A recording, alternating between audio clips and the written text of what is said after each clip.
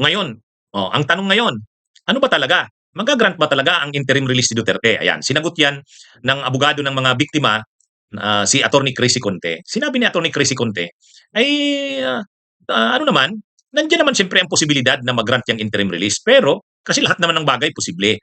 Pero kung ibe-base sa mga ebidensya, argumento, wala, mahina. Mahina ang mga argumento ng, defense o ni Attorney Kaufman na humihiling ng interim release si Duterte.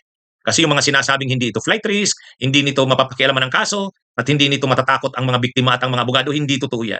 Sinabi ni Attorney Chrissy Conte, si Duterte ay hindi nagre-respeto sa ICC noon pa man. Kaya pag pinalaya yan, malabong mag-cooperate pa yan. Pangalawa, yung sinasabing hindi nito mapapakialaman ang mga testigo at mga ebidensya, tatakutin nito. Ihaharas nito ang mga testigo at ebidensya.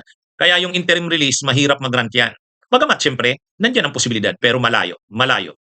Mas malaki ang posibilidad na i-deny yan. Ayon mismo yan kay Attorney Chrissy Conte.